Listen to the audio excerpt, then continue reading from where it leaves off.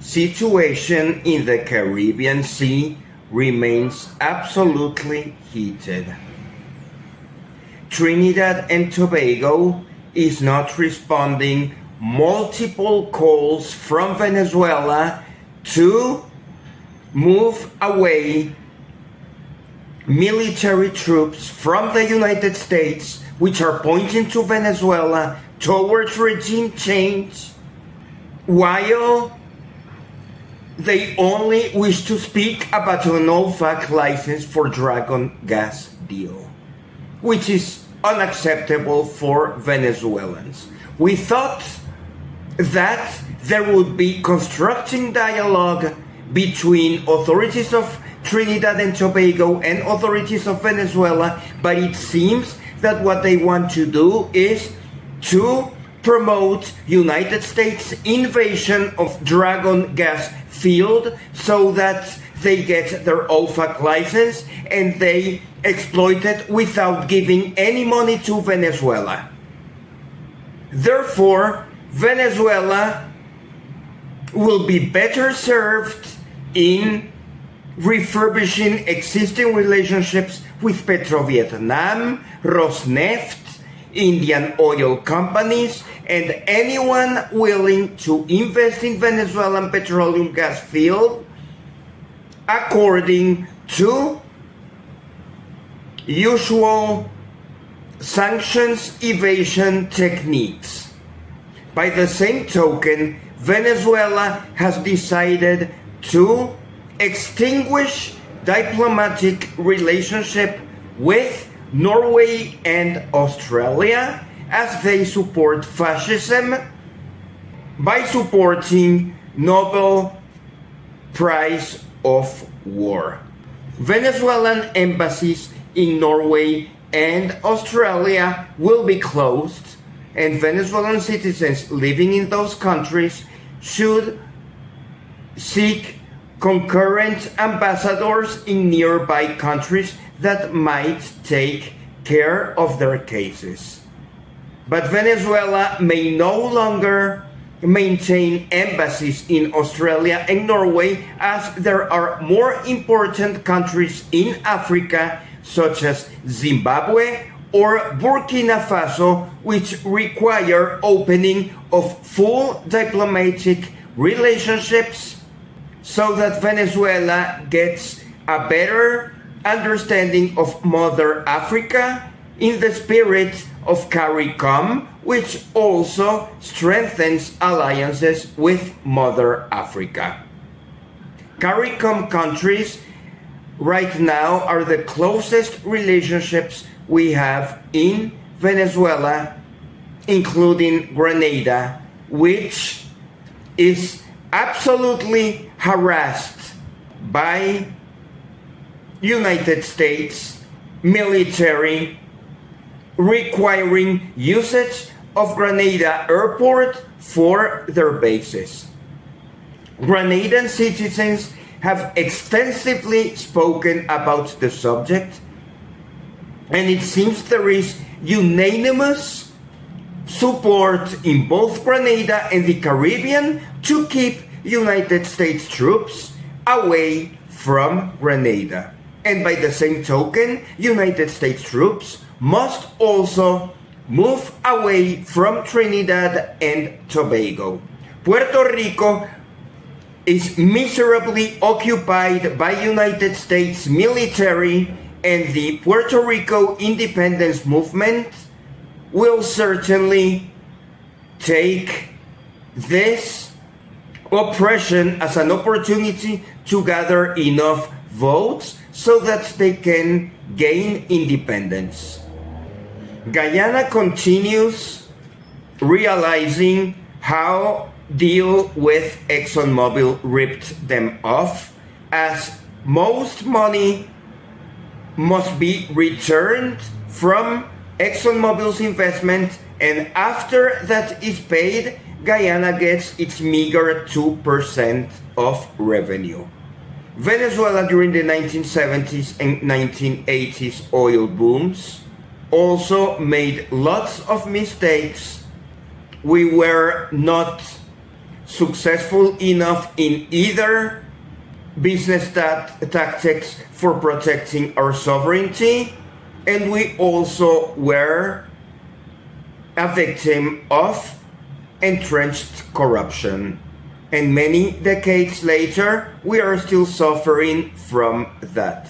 However, what remains most evident is that an OFAC license in the terms requested by Marco Rubio of Venezuela, not receiving any cash for oil and gas exploration, is not feasible. Venezuela has an extreme hardship in gaining foreign currency right now. The Bolivar is devaluing a lot. Chevron is unable to pay for the oil it's extracting in hard currency, and secondary and tertiary methods to continue production are not being visible in the Venezuelan economy. This is not working out. And if this situation with OFAC continues, Venezuela might as well completely break any negotiations with OFAC and United States regime and just concentrate in alternative BRICS deals through the currencies of Russia, Brazil, India, or China, or perhaps Vietnam. Petrovietnam is probably the best alternative we have for exploration of Dragon gas field and associated gas fields in Manaking, Cocuina, Plataforma 3, Plataforma 5, Dorado, Patao, Mejillones, and Rio Caribe. Petrovietnam has been in Venezuela for a very long time, since the very beginning of the Junin block of Orinoco Belt, and Junin's loyalty to Venezuelan operations should be rewarded with a major stake in developing oil and gas. They have been so successful in producing petroleum in very remote Suata field that they will probably find a way to negotiate with other partners how to expand liquefied natural gas facilities within the Venezuelan territory, or along with other partners of the international community. We will have to set up negotiations with Trinidad and Tobago, which remains silent. It is absolutely disgusting that Trinidad and Tobago authorities are only speaking about OFAC license and Marco Rubio and the United States, and they completely neglect Venezuela. And they completely neglect Venezuelan authorities and how compensation will arrive to Venezuelans. They only have 6 months left, and Venezuelans will already start looking for alternatives all over the planet, because our gas fields must be developed, but conditions of tutelage and slavery proposed by Marco Rubio are unacceptable.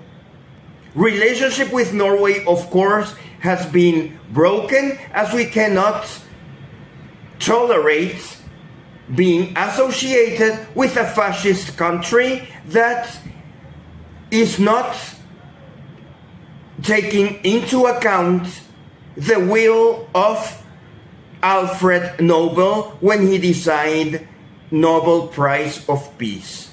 The allocation of Nobel Prize of Peace is promoting war against Venezuela, is enhancing conflict, and is providing heir to fascism, while we thought that fascism and Nazism were over with the United Nations. But fascists nowadays pretend to overcome United Nations Security Council, promoting a regime change war with United States warships against Venezuela, which is the absolute opposite of what the Nobel Peace Prize should have been. Therefore, Swedish courts have already accepted a legal complaint from Venezuela requesting an investigation on the Norwegian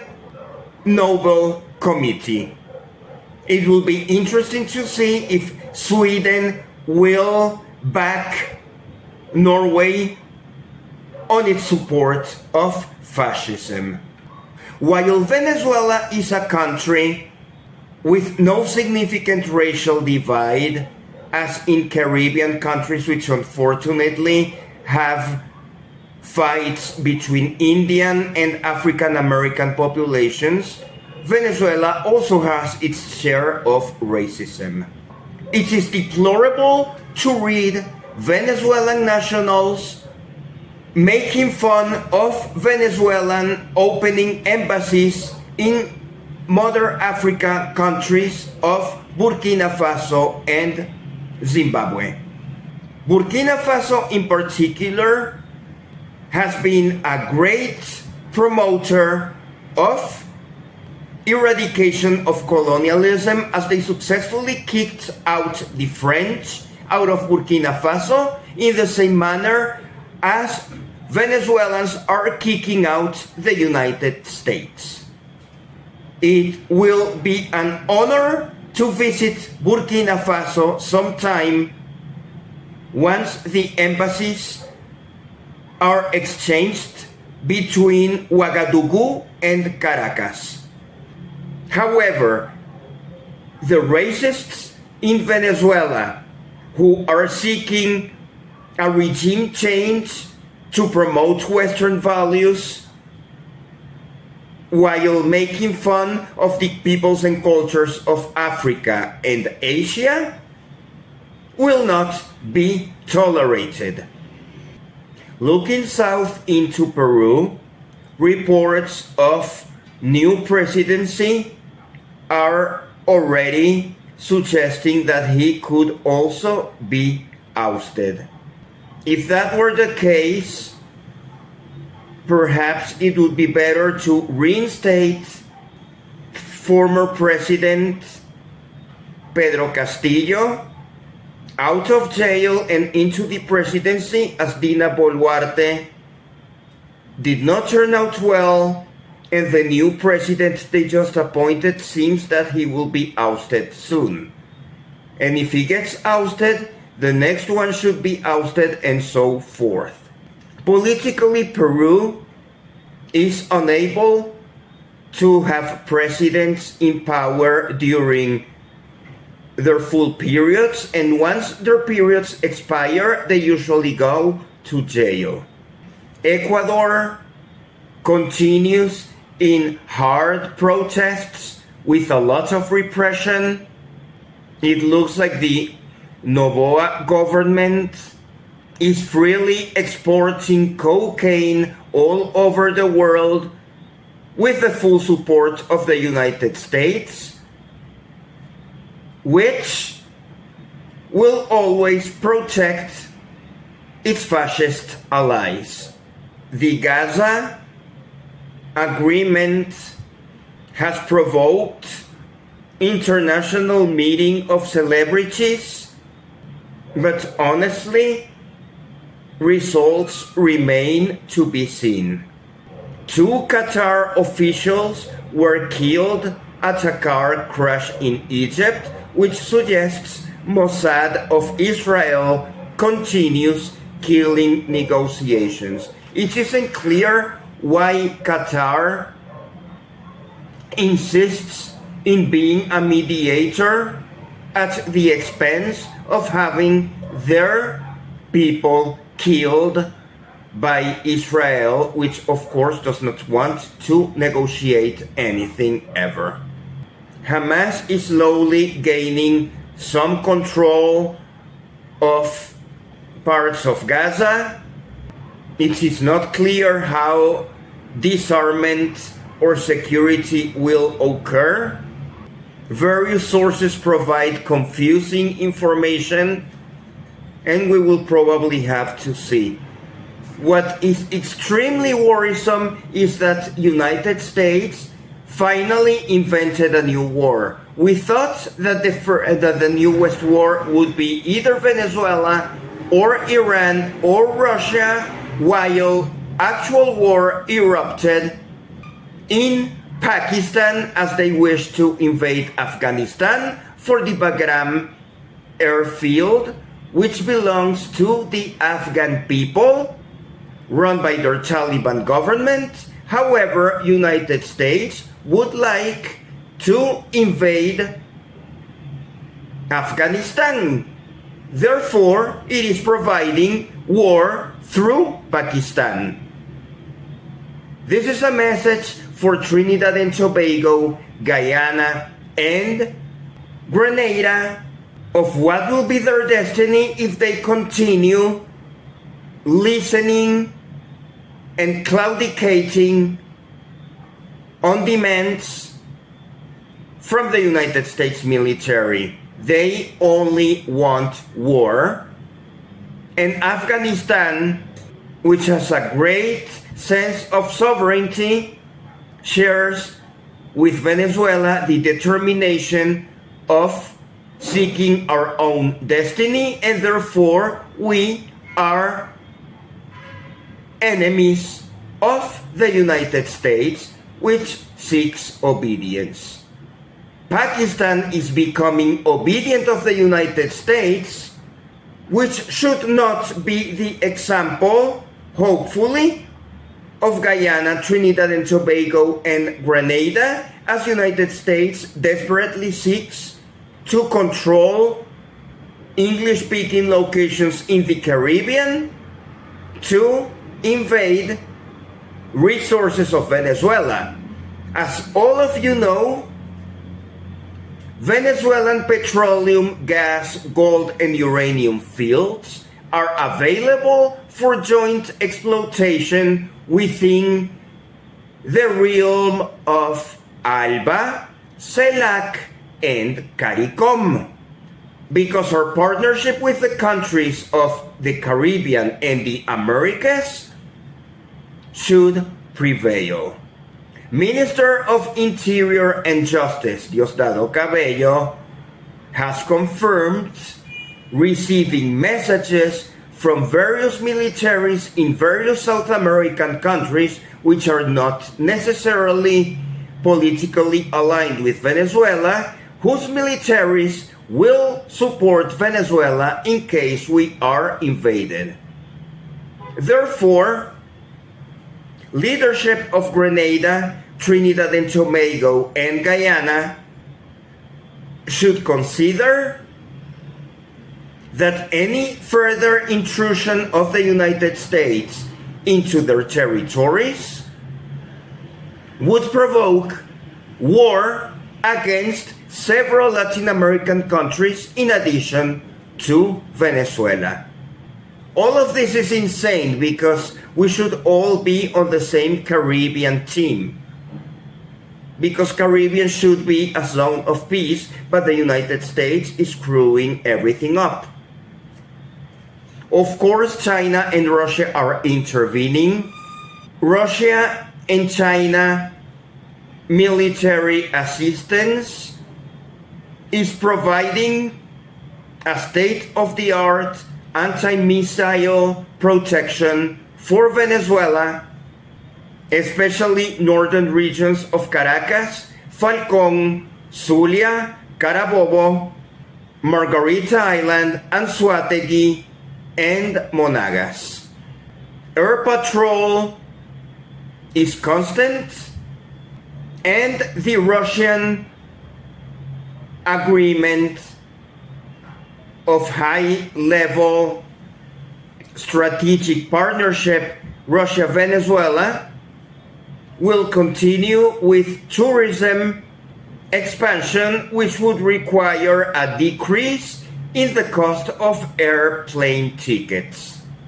sooner than later, affordable flight opportunities will exist for St. Petersburg in Russia and Ouagadougou in Burkina Faso.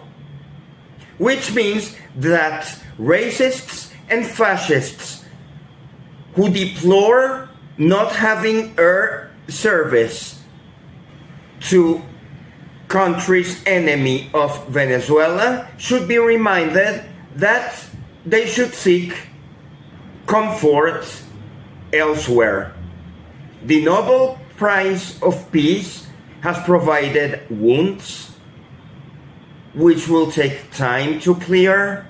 Destiny of Maria Corina Machado is uncertain. She might be captured if there is a war, because she was the person who always asked for this war. She has divided Venezuela. She has excluded people from her teams. She did not deserve the Nobel Peace Prize. The Norwegian Nobel Prize Committee is getting sued. Venezuelan national security continues being our utmost priority. Any Venezuelan person within or outside the country promoting regime change and war shall be reported as a traitor to the homeland, and should they arrive to Venezuelan airport, should be arrested. A Venezuelan petroleum organization applauded the Nobel Prize of Fascism. Such associations should be examined to make sure that their membership does not take a hold of Venezuelan petroleum resources. PDVSA, the Ministry of Foreign Relations, and the Ministry of Hydrocarbons of Venezuela should ensure that all investment into strategic resources of Venezuela is led by people who will be loyal to our country and to the unity of the Caribbean, Latin America, Africa, Asia, and Oceania. What's happening with Trinidad and Tobago is a red flag. I believe I have spent various weeks opening up to Trinidad and Tobago authorities, asking what they want, asking them in the most humble manner how can Venezuela be of assistance to them, and the reply has been to promote further United States invasion through additional military units. Outside niche audiences, the plight of Grenada is not being well advertised. The Prime Minister of Grenada is member of ALBA. However, he is under extreme pressure from the United States to build a base there, which would destroy ALBA, just as CARICOM seems already destroyed by positions mostly of Guyana, Trinidad and Tobago, and Jamaica against the will of the rest of the islands and Suriname.